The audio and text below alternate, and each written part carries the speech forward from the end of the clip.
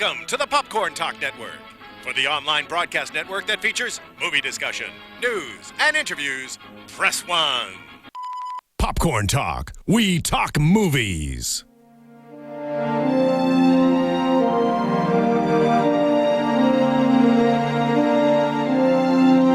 From the Popcorn Talk Network, the online broadcast network for movie talk, this is Inside the Documentary, featuring breakdowns and interviews about all the latest documentaries. Hello and welcome to Popcorn Talks Inside the Documentary, where we'll be discussing the trials and tribulations of documentary filmmaking. I'm your host, Kristen Elizabeth Snyder, and you can follow me at Cinematic Escape. You can follow the Popcorn Talk Network at the Popcorn Talk on Twitter. You can find us at youtube.com/Popcorn Talk Network. And you can go to popcorntalk.com and watch us live and call in at 424-253-0504. And joining me today... Joining you is Isaiah at Castañeda_Isa on Twitter. And you can find me on www.fidelandia.com.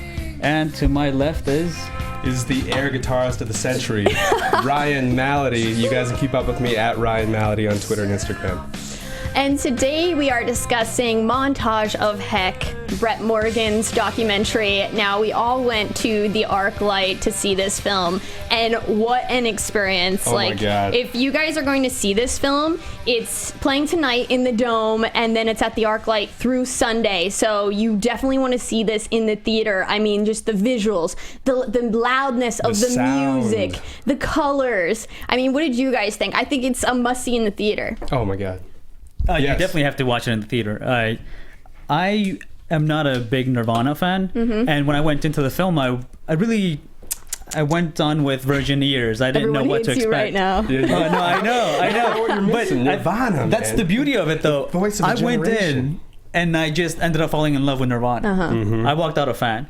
Fantastic. That's the thing. Yeah, you can go in not really knowing anything about Kurt Cobain, about the band Nirvana, and you walk out of it with this deep appreciation for it.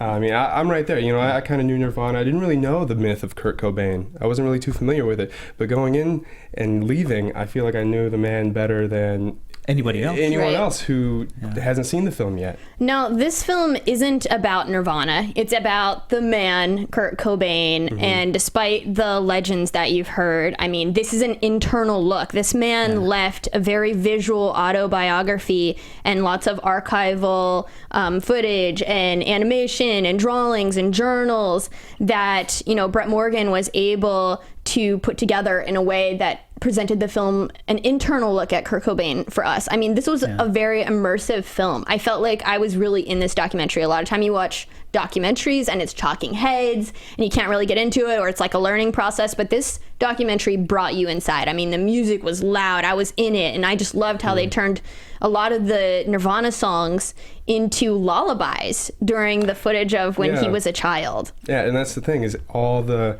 music, all the artwork, it was all Kurt's. You know, you know Kurt Cobain as a musician, as an artist who expresses himself through an audible medium, but you don't really realize that this is a guy who draws a lot, and he writes a lot, and he sculpts, and he paints. And Brett Morgen did a great job, a phenomenal job, going through all this archival stuff and bringing out all those different expressions that Kurt Cobain used throughout his life in a montage of heck that kind of expresses his life. No, he did a fantastic job just taking all the different mediums of art and just putting them together and bringing to life a true documentary using all the art forms, from art to, you know, painting, drawing, music, even his recordings right before he was starting his underground... his mixtapes. Right, the mixtapes. And we actually went to the screening and met Brett, and there was a Q&A, and we stuck around, and he ended up giving us this signed copy of the Kurt Cobain Montage of Heck book, which is sort of like, it accompanies the documentary and delves further into the material that was presented to us in the film. And it goes on sale May 5th on Amazon for about $25, but let me tell you what, it's worth it if you're a Nirvana fan, if you're a Kurt Cobain fan, or if you just like, you know, comic-like animation. I mean, there's journal entries. There's so much here to get to know him. There's a picture of, Montage of Heck, of course, comes from one of the mixtapes that he made early on. And it goes from everything from him just seeing how his voice is right there's a picture of the mixtape, just seeing how his voice sounded, you know, on the microphone, and he gets interrupted by phone calls, and he takes the phone calls while he's recording this tape. And I don't know about you guys, but when I was younger, I definitely did this. I had mixtapes that I passed back and forth to my friends, and we'd do the most ridiculous things on them. We'd put songs on them, we'd stop the songs, we'd, you know, play with our voices and the volume, and that's what he did. And it was so relatable, because who doesn't have these sort of family issues, whether it's with your parents, whether it's with, you know, your family falling apart. But really what this film was, it wasn't about, you know, Nirvana as the punk rock heroes that they were, because they definitely were, but it was about the troubled genius, Kurt Cobain. I mean, that stuff that he was writing, the journals are just like genius in my mind. I mean, what did you guys think of his words? I just thought it was incredible. It was deep. Yeah. Oh, just a quick tip though. If you go to the film, you might want to wear a Nirvana shirt, or you might get a book. Right. So Yeah, if you wear a Nirvana shirt, you might get a book. No promises. But going into who he was as an artist, he was definitely troubled, and you get to see that throughout the entire film. He's just trying to find a medium to express who he is and be understood. And it was a bit saddening that he was not able to really do it, especially like speaking through his family, you know, to his family and whatnot. But, you know, fortunately the guy found music. yeah, like I said, I didn't really know much about Kurt Cobain. You know, he was just the generation right before mine. You know, I didn't. You know, sorry. Mixtapes. I think I'm like the main fan here. Like, the biggest fan. I listened to Nevermind like over thousands of times when I was younger. I mean, I just felt like he was speaking for me. I felt rage, and it felt good, and it was comforting. Ooh. And it's what I wanted to hear. You know, we were all going through those issues as a teenager. I mean, just everything he was going through, I feel like we can all relate to. And to hear someone say what you can't put into words is like the best counseling you can ever find. That's why they rose to the top so very quickly. I mean, they pretty much invented grunge. Nirvana did. Right. And I think Kurt Cobain can take most of the credit. He does. He's known as the lead guitarist, the lead singer, the voice of the generation. Right. Right. And so it's amazing that they were able to rise so quickly, because they could speak so relatably to the generation. But it's Kurt Cobain himself wasn't doing it to be the voice of a generation. Right. He wasn't doing it to try to, you know, become this spokesperson for all these troubled youth. He just was expressing himself and making good music. He actually really hated being on the spotlight. Yeah, he hated the interviews. We come to find out that he couldn't really take the fame, the fame that came with it. Right, it's not exactly what he was looking for. Right. And once he got it, I mean, you see throughout the documentary how he's I think he's it changed. unable to really handle it. Well, what was different about Nirvana is they brought a type of honesty and integrity to the punk rock genre that, you know, really hadn't been seen before. And a lot of people, you know, they wouldn't be this honest in their lyrics because, you know, they're embarrassed. But, you know, even his biggest fear was being, what was it? Humiliated, or I think that was it. Humiliation was like his biggest fear. Humiliation, embarrassment, right, but, ridicule. But that's the craziest part to me. It's sort of ironic that he puts that much into his lyrics, because when you put that much of yourself out there, you never know. Well, I think actually watching the documentary, you realize everything that he went through. As a teenager, he was bullied, he was picked on. I mean, this guy was going through so much. And as a teenager, that's why we were able to relate to the music, even though, you know, I was not a big fan until watching the documentary. But you see how much pain and anger was in there. And he had to find something, and that's what he did. And that's why, as you mentioned, they became, I mean, Nirvana. Who doesn't know Nirvana? Yeah. Well, that's the thing. I feel like, all right, so we were at the Q&A afterwards, and Brett Morgen was there. And after we went to one Q&A session, you know, we heard this question about Dave Grohl, because he wasn't featured in the film.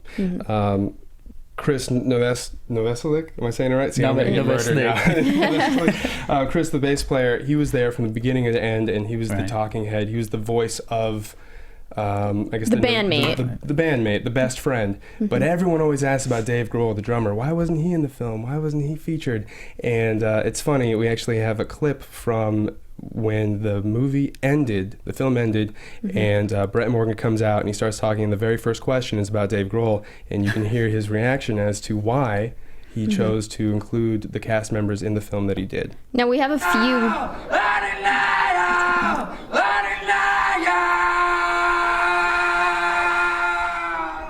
The very end of the movie. That's awesome.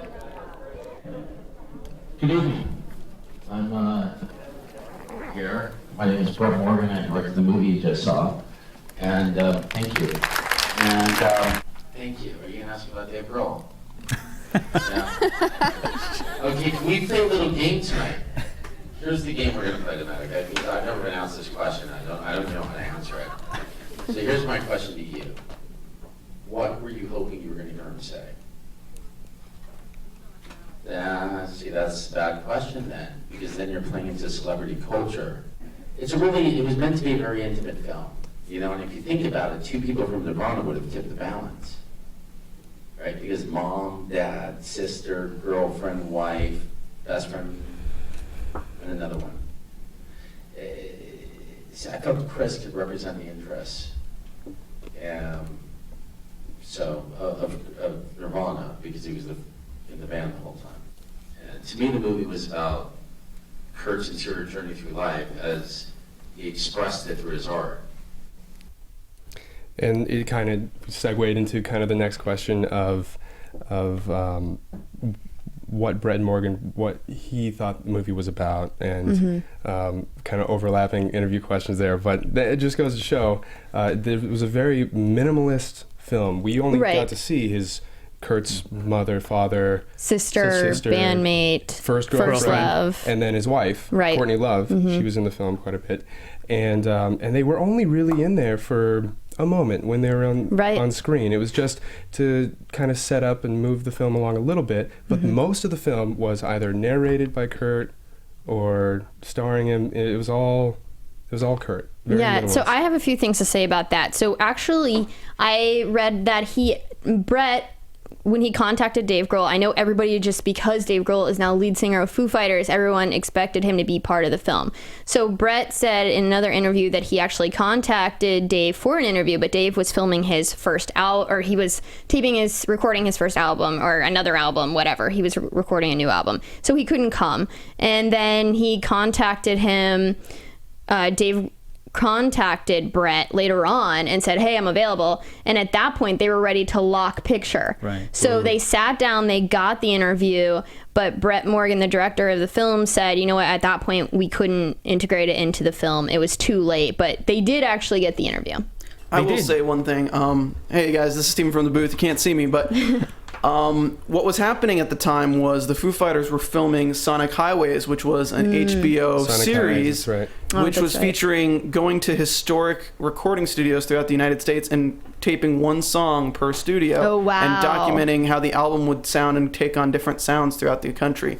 So if you're wondering what Dave Grohl was up to, check out Sonic Highways. It's really, really good. That's cool. Thanks, Stephen. I did not know that. That helps me a lot trying to articulate exactly what was going on there, because I didn't know. So it might be one of those things where at first he wanted to get the input of the man, but then maybe afterwards kind of realized, we don't really need him. Yeah. Well, actually, it ended up being that he didn't, after they synced up and, I'm sorry, you just said his name. Dave Grohl? Dave Grohl said, I'll meet you up. Brett Morgen said, it's okay, we don't really need you anymore. Well, no, because they still sat down and did the interview. Is that right? Yes, they still sat down and did the interview. Okay, so I missed that. Okay, yeah. Interesting. Anyway, also talking about people that they interviewed. So Tracy, the first love, was actually, Brett said, the hardest interview to do, because they called her for 8 months and she did not pick up her phone. So obviously, I could see it in the film. She still is experiencing pain and loss, and that's obviously a big part of her life. Well, she was such a big part of that story. I mean, she supported Kurt. She was the, I guess, the idol period in between, him getting off the streets and into fame. That was like the slice that we needed to hear. Which is kind of sad, because it's almost like, he starts making it big, and then all of a sudden she's just like, she's kicked to the curb. You don't want to say it that way. I don't think it was quite like that. I mean, Obviously, they were going in different directions, but she did say they were fighting. Yeah. I mean, your first love that usually don't end up growing together. But this woman, I mean, she stuck with him through everything. Yeah. Are you mad at Kurt right now? I'm not. Isaiah. No, I'm not. But it just seems like Kurt just kind of, I mean, he did his thing. He grew as an artist. Mm-hmm. And she obviously, she was the platform for him to really get out there. And, she paid the bills, she took care of everything, and then he just, Yeah, then again, though, who's to say that he wouldn't have found another way True, very true. Absolutely. She was there for emotional support. She was his first girlfriend. She gave him an apartment to sleep in, and while she was at work, he was at home coming up with new lyrics and working on his craft. But who's to say if it wasn't her, it would have been someone else? Or Well, let's take a step back and talk about what Kurt really wanted. So his family fell apart. Everyone rejected him when he was younger. He tried to stay at his dad's. He, was acting badly, and Don, his father, didn't know what to do. His mother, Wendy, didn't know what to do. He went to the grandparents. I mean, he was tossed around, after his parents got divorced. And yeah, that'll really mess up a kid. And he didn't have a home, and everyone rejected him. So this was really a film about, his pursuit of a family is what he always wanted. Mm-hmm. And Family Unit 1 was Nirvana. And of course, Tracy sort of supported him during that time, so he was able to start Nirvana. And then Family Unit 2 was Tracy because he was sort of, the band was part of, he was always doing it for the music, but then Tracy kind of gave him that love. I mean, we even got those parts of her journals. Her journals were also in the archive that Brett found. I mean, we got to see how she felt about him. Wake up, kiss Kurt. Right. So there was definitely, he needed that. I mean, I think anyone, to be successful, you need that support system. You need somebody to care about you so that you can focus on your career and really get to where you need to be. And she was that for him. So then the Family Unit 3 was, of course, Courtney Love from Hole, the lead singer of Hole. That was who I actually loved the band Hole, and I loved Courtney. And then he had his baby Frances Bean. And I actually, during the Q&A, asked Brett, why wasn't Frances in it as an adult? And he said because she doesn't remember anything. But he said when he met Frances the first time, she walked right up to him, shook his hand, and said, I just met you and I know you more than I knew my father. Yeah, that was really sad to me, but I wanted to see her only because I feel like she is their legacy. And I wanted to kind of get to know her because I looked up pictures of her after seeing the film, which I had never done before. And she looks like, when you put two people together, this is Courtney and Kurt, like flat out, the closest to like a child resembling their parents equally that you could ever find. And they would have had more kids, but just time wasn't in their hands. Right. When you have two careers like that. Yeah. It's so interesting to actually learn about the artist himself. Mm-hmm. To think that this guy actually, he thought about committing suicide. Not just once, but many times. Many times. All the time. All the time. It's incredible. Feel the pain in his music. You truly can. You can feel the pain in his music, and you can see it in his art. And in his art. You can see the artwork evolve from, and that's the cool thing about this film, is that it brings it back to Kurt's childhood, because it's kind of, he almost has this Jesus Christ type story where his myth kind of starts in his adulthood. You don't really know where it came from. You don't know where his roots are, his childhood and growing up in the world. And this movie really brings out for the first time the artwork of the young boy, the boy who was, from birth to 8 years old. And you can kind of see the evolution of the artwork. Starts off as like happy little drawings, happy little, and then all of a sudden they're like a little more evil, and then they're like killing each other, cutting off heads, and it gets a little bit more and just demented. But remember when he comes on as a kid and he's he's playing the guitar and he says, "I'm Kurt Cobain." Who are you? This Kurt beautiful Cobain. kid, you can't help but fall in love with him. And you do right away. You do. Mm-hmm. You can't hate the guy for anything.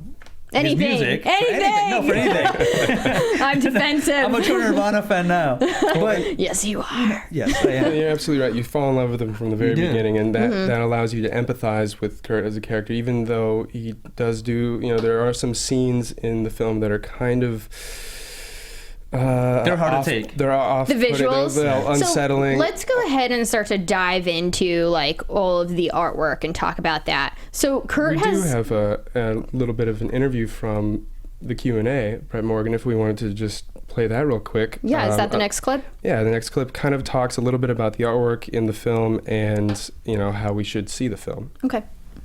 And, you know, the thing with Kurt that separates him from most artists is that he worked both orally and visually, you know? So, across every medium. So he did the sound design for this film. We did the score for this film. We did the narration for this film. You know, we did all the Super 8 footage and the paintings for heads. Everything's Kurt. And the reason we're all here is because he obviously connected with us through his art. And before today, it was through the music of Nirvana. But I think that, you know, Kurt's story was designed for the cinema. To me, it's designed for this room. More than anywhere else I've ever screened it. So as far as I'm concerned, I've seen this film all over the world, and you guys are like seeing it exactly as it's intended to be seen. So there you go. Kind of Brett Morgen just basically saying, Kurt Cobain, he's the one who made not only the music for this film, but he wrote the screenplay. There's a lot of really cool animation in this film. They actually take Kurt Cobain's actual artwork, even the drawings from when he was a small child, and they animate them. They animate it. They make the drawings come to life. Yeah, so all the narration, all the animation, the food stains on the journal. Yeah, it's all legitimate, and it's all part of the journey. So his artwork, this expression of Kurt Cobain himself, is what made the entire film possible. It was all done by Kurt, and I love how he adds, you have to see it in theaters in order to get the full experience of it. It's immersive. And you know what? Our experiences are embedded in our work as a career. And Kurt had this incredible gift to externalize his interior space through his art, which I think is really hard to do. But, you know, I feel like I paint occasionally, and when I paint, it goes along with whatever is happening in my life right then. It's sort of like a reflection of, my interior space. So it was cool to have that to relate to in this film. And it's also about the pursuit of acceptance and finding your place. And Brett was talking about the journals, how he would treat each page like a scene, like the lighting of the journal page, the gradient of the page, you know, how they were going to make the writing come in, if they were going to write it or already be on the page. And you could see that. I mean, they would highlight certain verses for us. And I was telling Ryan, I want to go back and read the unhighlighted stuff, which I guess we can in the book. I want to go back and see it again. I know. In the dome. In the dome. Tonight's the last dome night. Well, did you guys get to watch it a second time or no? No. We were just there for the Q&A. Second Q&A. Interesting. But you really do fall in love with the artist, especially reading his diaries. When the pages are being highlighted, you see certain words and certain phrases, and you see who this guy truly was. Did you guys sometimes feel like maybe you shouldn't have been reading it? Yes. It was almost like his private. Like we were sneaking around. Like you were violating this guy in a way. You know, he wanted to be really private. That was the biggest thing. He only wrote because he needed to have a platform to have his ideas and everything together. I mean, the guy was a brilliant guy. I kind of disagreed with highlighting a lot of his diaries and, you know, having the voice of, you know, like you said, it's personal. And, you know, especially the way he kind of left this world, you know, he wanted to be private. I don't know, because you don't do interviews if you want to be private. And though he hated them, he did do like a 25-hour interview of Kurt Cobain. So it's like, I think he was somewhere in the middle. And I think Brett commented on that as well, where it's like he was private, but also like he wasn't doing this for absolutely no reason. I mean, even his journal was like, if you're reading this, I mean, he was sort of writing us messages. It's kind of creepy because I felt like he was writing like stuff to the audience. From the grave. Right. I mean, not from the grave, but just like writing to his audience. Well, I feel like the reason he did the interviews, though, was because even though they really, you know, Nirvana didn't like to be on camera, that was the only way for them to actually get their messages across and communicate with people and be a part of the community. They didn't care about communicating with people. They just wanted to make good music. They did.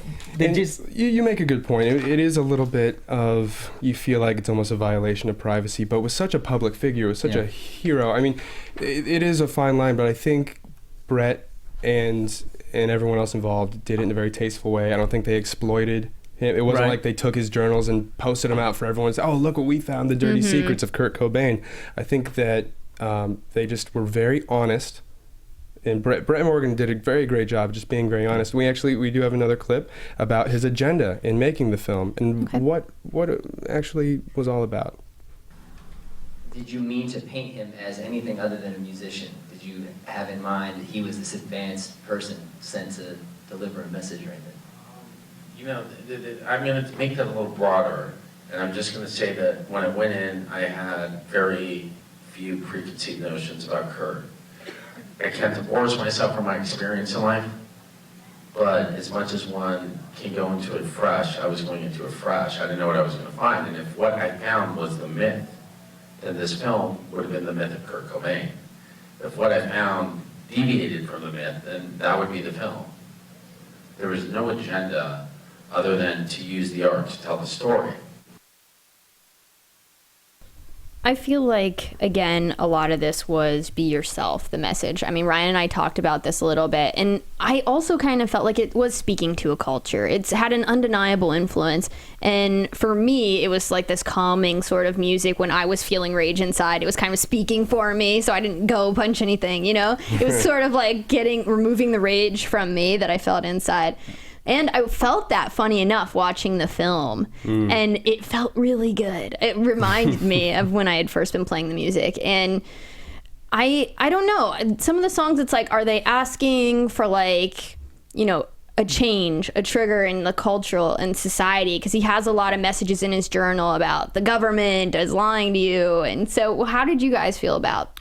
Well, to me, it really did seem like he was trying to. Well, he started a movement. We know that.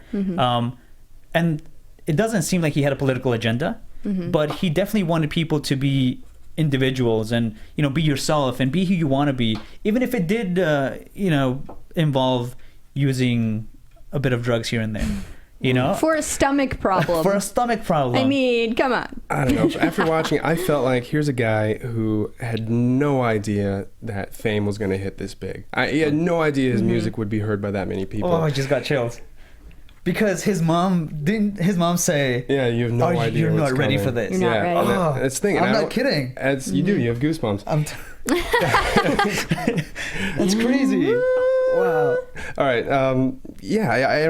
When I'm watching it, I'm not thinking, here's a guy who was ready to be the voice of a generation, and he had this, you know, sincere message to express to the world, and he was trying to change things and have an agenda and push for a movement. I just saw a guy who was a kind of a tormented soul who just, his only real outlet of expression was his art, and he enjoyed making good music, and when people liked his music, that's good, that's fine, but I don't think he really cared if people really liked his music. I think he cared more about if people didn't, and that was what tormented more was being ridiculed and humiliated. So I just see a guy who just got hit by the fame stick and didn't like how it felt.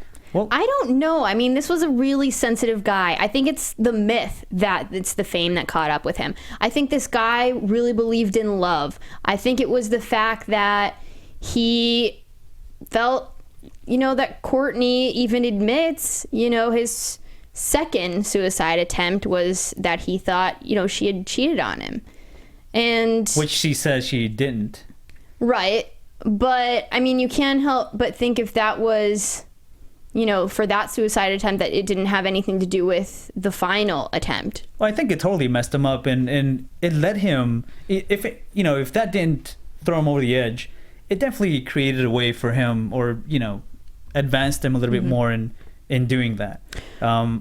Let's save the discussion a little bit for the end of the film a little bit later. I want to talk about his music a little bit more, and, you know, it was his voice and his great songwriting that everyone really appreciated, the lyrics. And they actually made their first album for $600 in 3 days, and it sold over 1 million copies just in the US. Wow. So it's like, we've got so much with the studios today and so much importance is put in it. And like these guys were real indie rock and they were so successful. And it's because of those honest lyrics. So it's like back to, quality being in honesty, really. And they were also so exploited because on one of the interviews, I don't remember the name of the reporter, but she asked him, so how do you feel about all your success? Does this mean that you guys have a lot of money? And they all replied no, got we're no not. money. Yeah, we're barely paying the bills. So that was incredible. I love all their music, and you can kind of see in the movie how it evolves. Right. And how Kurt Cobain, he evolves as a musician. It kind of starts off as really grungy, really unrefined, and then you start hearing these beautiful melodies, and you start hearing these tapes, these audio collections of where Kurt was sitting there practicing his music, and to hear the actual creative process from the man himself was such a beautiful thing. You can truly appreciate where he came from and where he went, but at the same time, you're right. The film wasn't necessarily a journey of the music, even though we go on this journey with him. It was the journey of this man who's really just looking for a family. From the very beginning of childhood, how he was rejected. And you see that throughout his music, because in the beginning you see him as a tormented kid. And, when they're doing the grunge music in the studios or whatever, and only 2 people are showing up, they're happy with that. Yeah. But when he falls in love for the first time, his music evolves. That's when, well, for me, that's when his music started changing. Right. And then there was that breakup, and they went back into, doing hardcore rock music. We finally had someone to believe in him. I think that's kind of what pushed him to the next level. Someone who, the first girlfriend. That support system, So he was able to be nurtured and say, you know what, it's okay if I sit here and just focus on expressing myself in my craft. And I like how he put that a band must practice 5 days a week. Right. That was great. Also, I want to bring back to sort of an earlier clip in the film that really struck a point with me, and it's very memorable to me. It's when he was recording, they used his voice from an audio tape that he had spoke about his first time losing his virginity. And this part was animated, but it was Kurt's voice. It was not an actor. All of the voices that you hear are Kurt's, that he recorded these journal entries. And nobody had heard this before Brett Morgen found it in a box. Not even Courtney. Yeah, nobody had heard this. Kurt Cobain just sat there and recorded moments from his life and then put them in a box and put them away. And Brett Morgen was the first one to hear them. I want to dive into that story a little bit. So he and his friends used to go to this sort of slow, mentally ill woman. Just kind of an illiterate, right, and heavy sort set. of overweight, and they used to just go to her house and kind of steal alcohol. And he was sort of ashamed that he hadn't lost his virginity yet. So one day he decided to go alone, and he wanted to kill himself. Remember, but he said, before I kill myself, I'm not gonna die a virgin. Yeah, I'm not gonna know what it's like to not get laid, or I want to get laid first, which you can't blame a guy, right? But so he decides that is going to be the route, and you can tell he's just totally ashamed, and maybe that's why he needed to tell the story, because he had this story to tell. It's interesting because leading up to that, he talks about going away with his family on trips and whatnot, and he would come back and he would lie to his friends about having had sex and having met this girl and doing whatever, and then he leads up to the point where it just shows that he used to run with the wrong crowd. He used to hang out with these gangbangers, these pot smokers, and he would just who he didn't even like, but they had weed. But they had weed. That's the way he could escape his depression. Sitting around all day, he could just smoke weed and just escape and express himself. But you could tell he wasn't proud of hanging out with these people. He wasn't proud of what he did with this girl. Right. Well, the rumors got around the school, which I think led him to. I know he had spoke about wanting to commit suicide before, but that's what really led him to the tracks. Then was sort of that humiliation of people knowing that he tried to have sex with this girl, and her father coming into the school, and all the rumors really humiliating him. So he lays down on the tracks, but the train ends up going the wrong way on the route beside him, on the tracks beside him. So. But what's interesting, how symbolic is that to kind of everything that leads him up to the very end? Well, what do you pull from that, Ryan? Well, I think he's just always been laying on the tracks. It just so happens that the train finally found the right rails towards the end. You know, he's always just walking down the tracks, and if the train should happen to come, then he's exactly where he wants to be. I kind of took from it that he was just very sick of being humiliated. He's sick of not having a family, and you know, finally when drugs come about, he's able to express himself, and the one joy that he gets is through his art. He can he can only ride that train for so long. Right. You know? Well, out of all of that pain came Nirvana. Mm-hmm. And then, you know, the whole... Nirvana actually means freedom from all suffering. Thank you, Brian. I did not know that. It's a Buddhist thing. So I like that part in his journal where he was writing down all the different names for the band, and he finally settled on Nirvana. We are Nirvana. Yeah. Mm-hmm. So then we get to the part of the film where it's, you know, Kurt's he's been successful. He's taken 6 months off to sort of just be with Courtney. And they are very honest about the fact that he wanted to was heroin. Yeah. He wanted to take time off to do heroin. And his family members, there was a question that Brett was asked, you know, was there anything that the family didn't want you to show? And he said, they didn't want me to show Kurt actually, you know, on drugs and Courtney on drugs. They are those shots of them actually on drugs. And they didn't want that. But the person who got the last say was Frances Bean, their daughter. And she didn't have him cut anything out. So yeah, she said pretty much the only agenda he did have in making the film was to make it honest. And so it is kind of hard to watch. You see Kurt with his daughter, his infant daughter, and he's all drugged out, and it is kind of hard to watch. It's almost, if you didn't see everything that led up to it, you wouldn't respect the man at all. Right. You know, you would see this and you wouldn't like it. But knowing where he came from and knowing the whole journey, the whole path, you empathize with this guy so much that you see that and you can't help but be heartbroken. Which I think is one of the biggest reasons why you must watch this documentary. I mean, if you really want to know who this guy really was, you have to go check out the documentary because it's very raw, even though it's edited. You know, you can really get to know this guy. I mean, he went from being afraid, actually from being pissed off for being bullied, to getting to the point where he's finally happy, but then he realizes that he's losing who he really is. He's losing his true self. So he thinks about... I don't think he ever loses himself. Yeah, he did. Because, I mean, personally, I think he did because he set a goal. He wanted to get to $3 million, and then he just wanted to go and do heroin. But that doesn't mean, I mean, everyone has their reasons for doing drugs.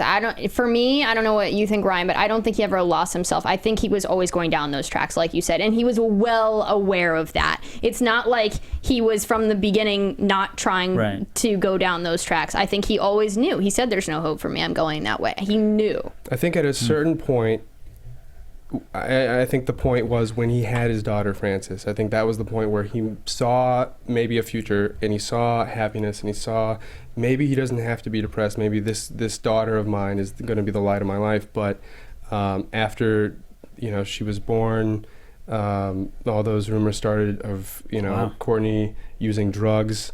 While being pregnant. Right, and Frances being born, this heroin addict, and then them questioning him as a father, him as a person, questioning his music, and then, you know, all the things that Kurt grew up being terrified of, which is the humiliation and the ridicule, that all just came crashing down. And I think just the fact that he had a daughter wasn't good enough to keep him around. It was at the point where he loves her so much, maybe she'll be better without him. And the movie doesn't actually go into the death at all. No. Which is actually, I liked Brett's decision to be reserved in that right. I like the fact that it kind of just ends because it is a very sad moment, and everyone kind of knows what happens, and it doesn't need to be documented. Well, Brett said after that there wasn't anything for him to tell you. There wasn't any more to discuss, and he was very sensitive about it. I mean, he identifies with Kurt. They're the same age. He sees a lot of himself in Kurt, and he was very protective. I mean, during the Q&As, if someone asked something that was too close to home for him, he said, I'm sorry, but I don't want to talk about that. There was that Nirvana fan afterwards. We were hanging around with Brett, and this guy comes up and he starts talking about the death of Kurt Cobain, and Brett's like, you know what, man, I'm sorry, that's just too personal, too sensitive for me, and I don't want to talk about it. But Well, I think it was important, though. It wasn't about the death, though. It wasn't, about but I the think life. the media totally just trashed Courtney so much that I think it needed to be touched on. I mean, I don't want to say Courtney needed to be blaming redeemed. her? Right. It was, the media blamed her that it was her fault, that she did it. I think we should have had at least some closure, or maybe just have her talk I don't about think it a little bit. there is any. Well, if you were to ask Brett, if there was anything to add, if he thought there was anything left to add or change about the film, anything at all, we have a clip of what he would say. No, I had final cut on the film, so that's kind of we wouldn't be here tonight if there was anything I wanted to change. And in fact, that was the thing about this epiphany I had over the weekend watching the film in here was like, it's finally done.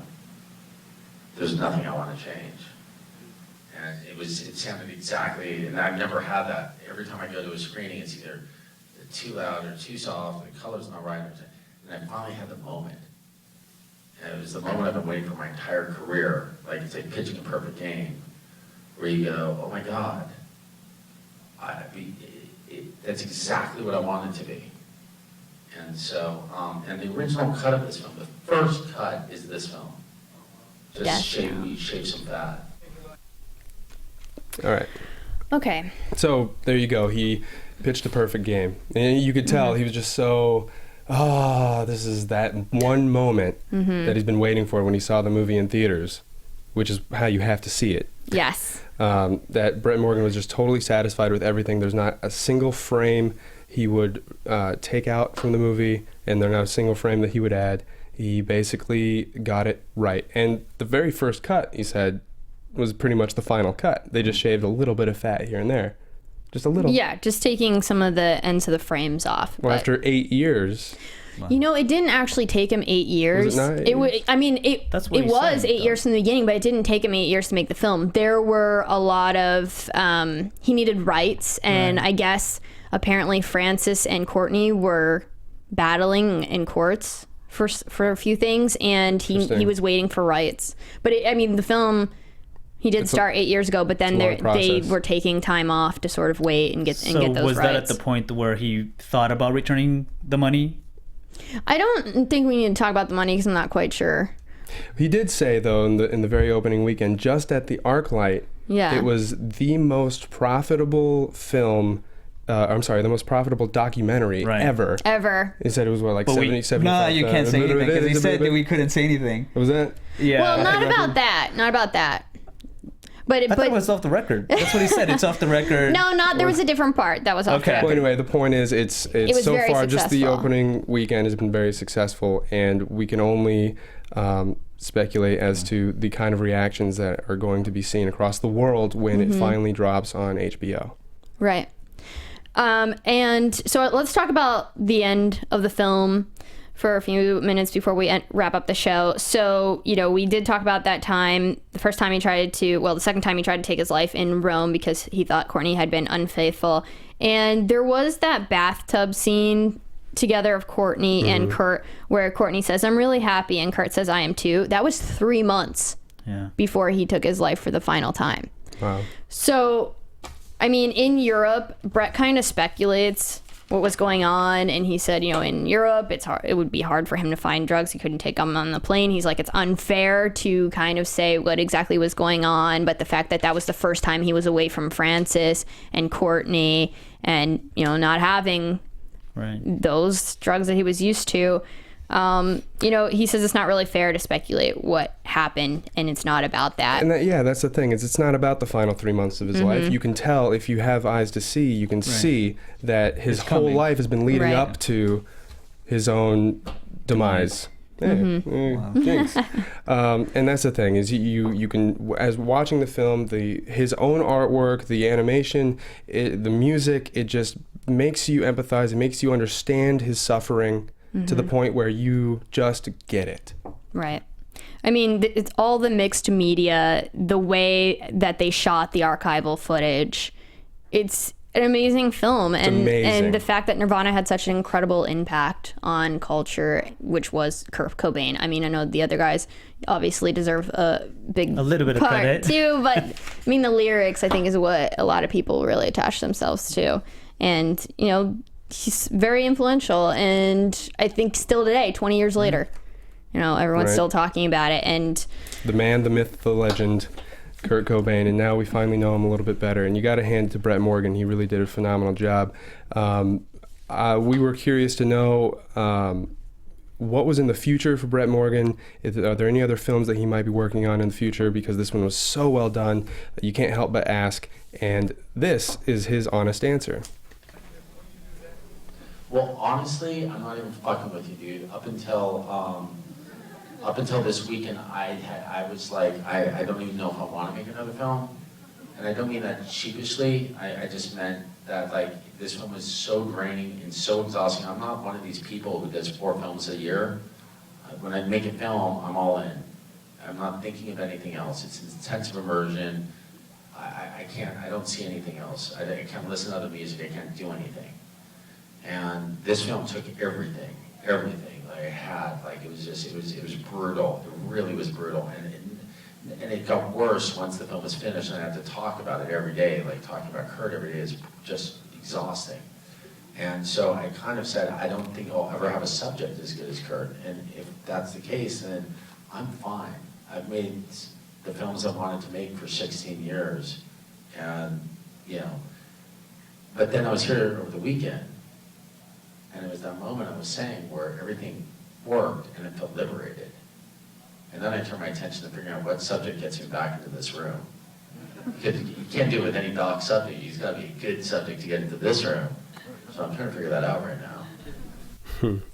now. Brett went on to say that, you know, he was working 8 a.m. to 1 a.m. 6 days a week on the film. So, I mean, his dedication to this film was clear to everyone in the audience. Absolutely. And I think if we haven't gotten you to the theater yet, go watch the trailer on YouTube. It's airing on HBO Monday, May 4th. That's this coming Monday at 9 p.m. It's at the Dome tonight. It's at the ArcLight and AMC theaters through Sunday.